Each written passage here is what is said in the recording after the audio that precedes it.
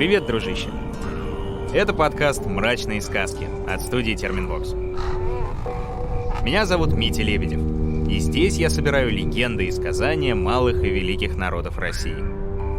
Каждая из этих сказок — это не просто развлечение для детей темными вечерами.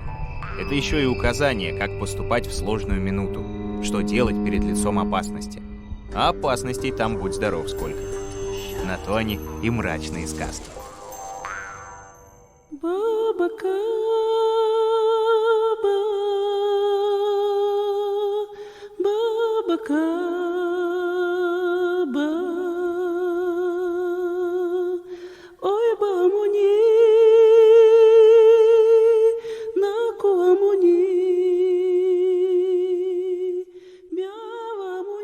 Сегодня ты услышишь нанайскую сказку. Нанайцев в нашей стране всегда было не особо много. Сейчас их около 16 тысяч человек. Живут они на Дальнем Востоке, на берегах Амура, а еще несколько тысяч по соседству, в Китае. Люди этого народа — прирожденные охотники и рыболовы. И даже до сих пор некоторые из них верят, что жизнь невозможна без гармонии человека и природы. Особенно это видно в их сказках, где у каждого зверя или птицы был свой характер, своя душа и своя сила, подчас магическая. Вот как рассказывают нанайцы. Это еще тогда было, когда человек, на камень глядя, каменного человека видел. На медведя глядя, думал, таежного человека видит. На дерево глядя, думал, древесного человека видит. Тогда с людьми такие вещи случались, каких теперь уж не бывает. Жили тогда два брата — Саламдига и Индига. Жили они в верховьях реки Коппи. Умер у них отец и перед смертью наказал: друг за друга держитесь. Одному плохо станет, пусть другой поможет. И в одну сторону оба глядите. Братья белую тесьму в косы вплели, положили отца в гроб ногами на восток, чтобы он и после смерти восход солнца видел. 7 дней отцу пищу носили, душу его кормили, а потом на охоту пошли. Хоть и говорил им отец в одну сторону глядеть, да младший брат Индига все по сторонам глазеет. Очень уж быстроглазый он был, в одно место смотреть не любил. Вдруг шум раздался. Повернулся Индига и видит, на старшего брата из-за валежины тигр прыгает. Отойди! Индига! Индиге бы копье в тигра бросить, а у него вдруг заячье сердце сделалось. Испугался младший брат, на землю упал, руки сложил. Тигра просит мимо пройти, их с братом не трогать. Долго так лежал Индига. Потом голову поднял, смотрит, ни тигра, ни брата уже нет. Оба пропали. Защемило у Индиги сердце. Стал он брата звать. Саламдига! Саламдига! Кричал, да никто не отзывается. Только сопки далекие его крик передразнивают. Заплакал парень. Как без брата теперь жить? Что сородичам скажешь? Как с лица стыд утрешь? Делать нечего. Дома мать ждет, надо охотиться. Ходит он, капканы да селки проверяет, а зверь его видит и бежит без оглядки. Хорек ногу в капкане застрявшую перегрызает, белка селок рвет, птица подстреленная в озере топится. Противно в руки даваться тому, у кого заячье сердце, кто брата потерял. Пошел Индига к матери. На колени встал, все рассказал. Опечалилась мать. Поцеловала его и говорит: брата ты потерял, заячье сердце нашел. Сердце мужчины иди искать, брата иди искать. Из-за твоего страха пропал он. Только смелостью теперь вернешь его. Взял Индиго трубку, огниво, нож и копье. И пошел. А куда идти, не знает. Ползущего ужа встретил. Спросил, где брата искать. Не знает уж. Пошел дальше. Лазающую по деревьям белку увидел. Спросил. Нет, тоже не видала белка брата. Летающую пеночку увидел. Спросил. Отвечает пеночка, что не видала Саламдигу. Больно низко летает. Говорит, ты у орла спроси. Он выше всех летает. Стал Индиго орла спрашивать. Не видал ли он, куда его брата Саламдигу тигр унес? Говорит орел. Далеко твой брат. Найти его можно, если 7 страхов перетерпишь. Теперь у тебя сердце зайца, а когда будет у тебя сердце храбреца, тогда ты брата найдешь. Сказал так и перо обронил. Помогу я тебе. Куда полетит мое перо, туда иди. Полетело перо на закат. Индиго за ним пошел. Долго ли шел, не знаю. Смотрит Индиго вперед, как отец учил. И вот дошел он до реки. Перо орлиное через реку быстро перелетело. Сделал Индиго лодку, да только на воду ее бросил. Вспенилась река, забурлила, закипела. Пар от воды поднялся, туман по долинам пошел. Рыбы в той реке заживо сварились, плавают кверху брюхом, белыми глазами на Индигу смотрят. Лодка сморщилась, покоробилась и утонула. Страшно парню стало, но дело делать надо, а то навсегда у него заячье сердце останется. Сам себе говорит. Это еще не страх, страх еще впереди. Уставил свой лук между двух деревьев Индиго. Тетиву натянул, сучком зацепил, стрелу наложил на лук, сам одной рукой за стрелу схватился, а другой сучок сломал. Отскочил сучок, сорвалась тетива, разогнулся лук, и полетела стрела через кипящую реку, а Индиго за ней следом. Клубится пар вокруг Индиги, обжигает, все терпит Индиго. Пока летел, весь обжегся. Ничего, ничего, заживет, про себя думает. Наконец, на другом берегу опустилась стрела, и стал Индиго на ноги.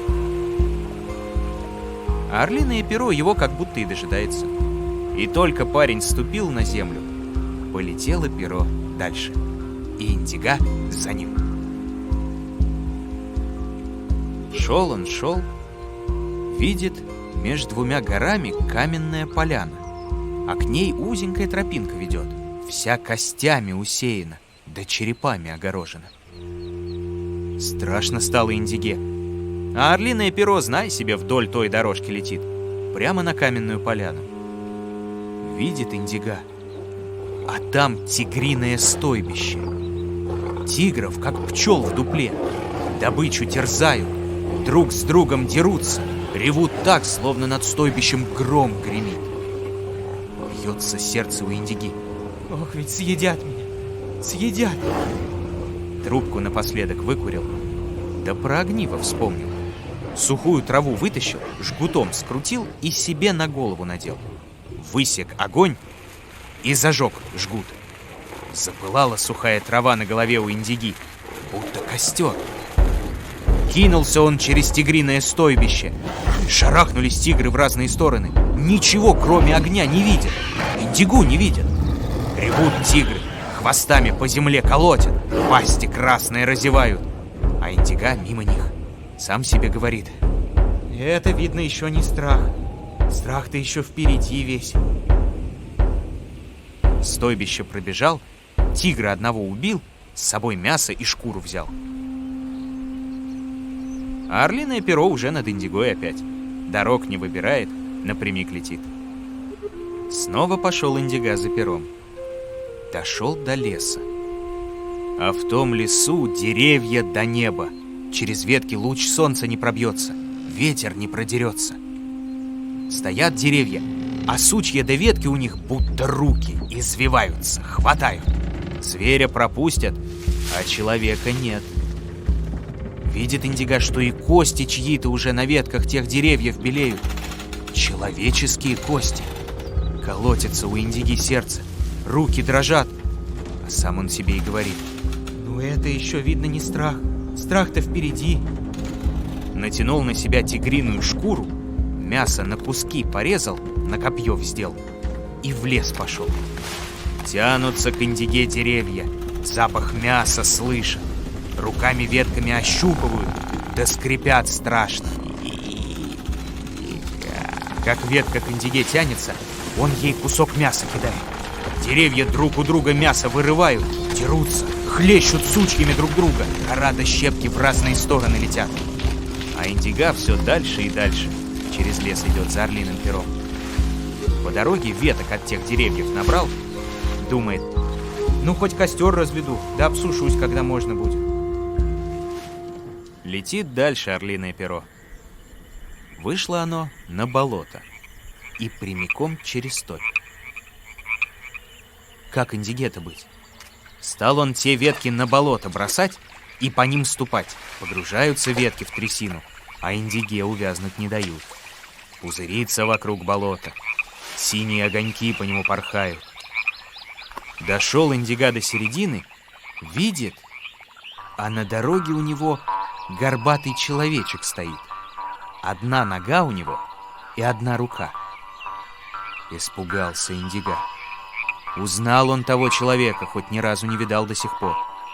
Звать его Боко, и людям он вред делает. По болоту водит, пока трясина не засосет. Говорит Боко: Куда идешь, парень? Тебя ищу. отвечает Индига. Ну а что ему терять? Ну так вот он я. Зачем я тебе нужен? От людей я слыхал, что твоя одна нога сильнее двух. И вот не могу я этому поверить. А давай испытаем, кто выше прыгнет. Лучше меня у нас в деревне никто не прыгает. Ну прыгни ты. Прыгни. Прыгнул Индига. Выше дерева прыгнул. Вниз полетел, ноги растопырил, на сучки встал. По пояс в болото ушел. Только сучки и не дали ему утонуть. Ну разве так прыгают?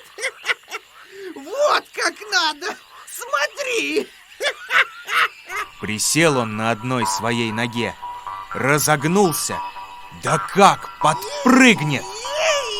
До облаков долетел, вниз головой перевернулся и обратно к земле полетел. А Индига давай дальше сучья перекладывать и с болота выбираться. Упал Боко, весь в трясину ушел. Пока выбирался да глаза протирал, Индига уже на твердую землю вышел. Теперь Боко ему не страшен, не заплутает. А сам себе Индига говорит: Ух, это видно еще не страх. Страх-то впереди будет. а с болота кричит ему Боко: Эй, парень, видал, как прыгать надо? А ты где? Эй, иди сюда. Да некогда мне, Боко. Дело у меня есть. Куда? Куда? Стой! Вернись! Стой, тебе говорят! Топлю! В трясине! А перо орла дальше летит. Не успел Индига толком обсохнуть, весь облепленный грязью дальше пошел. Подошел к озеру, а из него змей выползает, кольцами вьется, каменной чешуей звенит, блестит, из пасти пламенем пышет. Дохнул на Индигу змей, одежду на нем сжег, брови опалил. Страшно стало Индиге.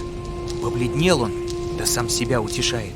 Это видно еще не страх, не страх. Страх-то впереди будет. Набрался духу, кричит змею: Эй, коли ты меня съесть хочешь, попробуй сначала с меня сало кусок. Может, и хватит с тебя. А сам камень с земли подобрал, болотную грязь с себя соскоблил, камень ею вымазал и змею в пасть бросил. Подавился змей, не может камень проглотить, не может на Индигу огнем дохнуть. А парень давай бежать. Снова за пером отправился. Долго шел, унты изорвал, до мяса ноги стер. Вышел к каменному ущелью. Тут ему всего страшнее стало. Живые камни вокруг. Поворачиваются, вслед ему глядят, друг с другом на каменном языке говорят. А среди камней человек стоит. Непростой тот человек. Голова редькой, ноги кривые, а ростом такой, что голову задрать вверх надо, чтобы лицо его увидеть. Сразу узнал его Индига, хоть и не встречался с таким раньше. Как Заму это, злобный горный человек. Волосы от страха дыбом встали у Индиги, но говорит про себя. Это еще не страх. Страх-то впереди. Поклонился он как Заму, а тот спрашивает. Чего тебе здесь надо, козявка? Индига уж думает, что пропал, терять ему нечего, и говорит. Эй, сосед, ты, говорят, большую силу имеешь.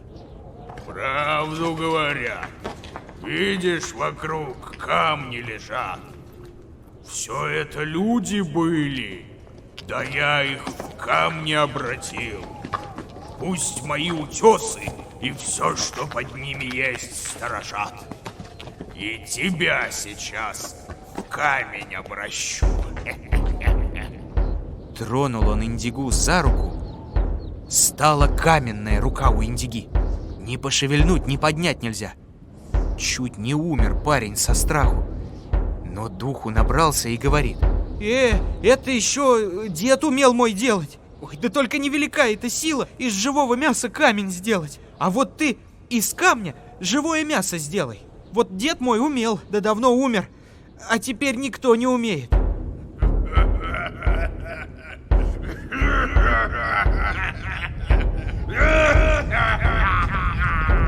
Рассмеялся, как Заму.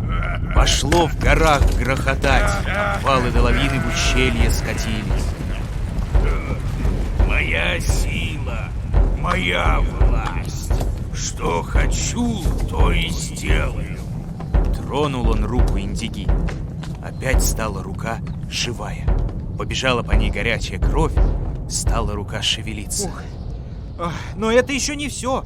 Ты нагнись ко мне, как Заму. Я тебе на ухо скажу то, что дед мой знал, да с собой унес.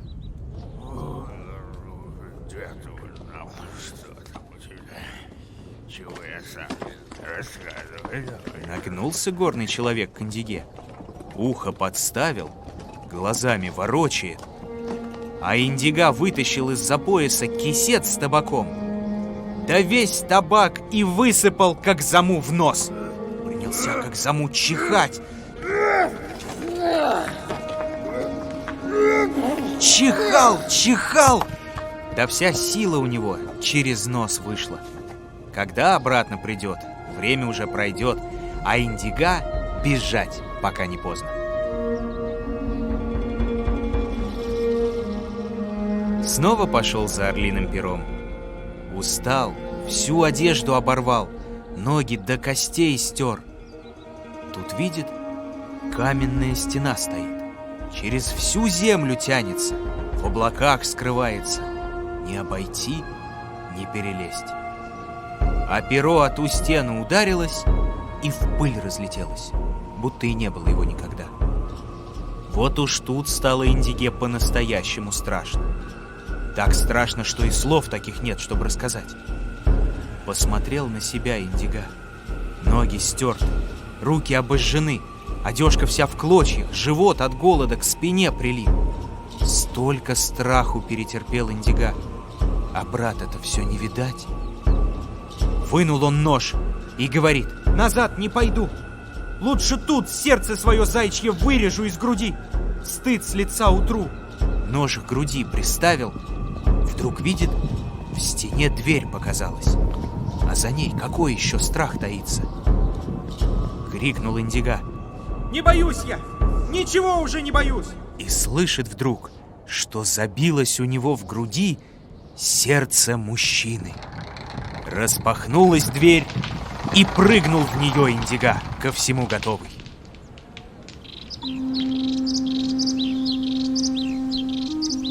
Но что такое? Нет никакой стены вокруг.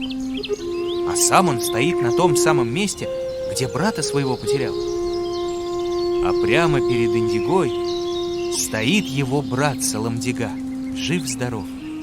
Да не один стоит, красивую девушку за руку держит. Ресницы у девушки, как камыш, глаза желтые, как солнце, сияют. Желтый халат свадебный на девушке надет, а на халате черные полосы, будто на тигровой шкуре. Говорит Саламдига: Спасибо тебе, брат. Не побоялся ты ничего ради меня. а девушка улыбается: а я тигриного рода человек. Полюбила я брата твоего, потому и унесла его к себе. Только вижу, ты без брата жить не можешь. Отпросилась я у тигриного хозяина к простым людям. Буду теперь с вами жить. С вами жить можно. Смелые вы люди.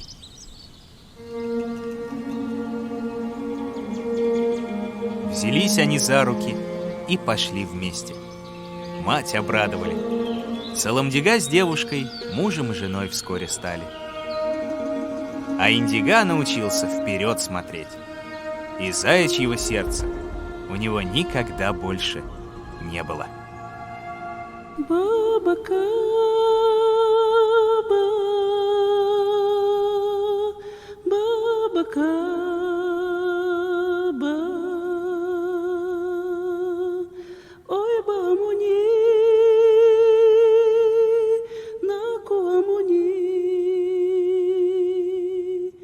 За новыми историями других народов приходи везде, где слушаешь подкасты. Подписывайся на «Мрачные сказки», чтобы не пропустить новые выпуски. А сделать это можно в мобильном приложении и на сайте SoundStream, а также в Apple и Google подкастах, на Кастбоксе, Яндекс.Музыке и YouTube. Рекомендуй всем, кому хочешь, ставь лайки и пиши в комментариях, какие еще сказки народов России я мог бы рассказать в новых эпизодах. Ну а на сегодня все, дружище. Все.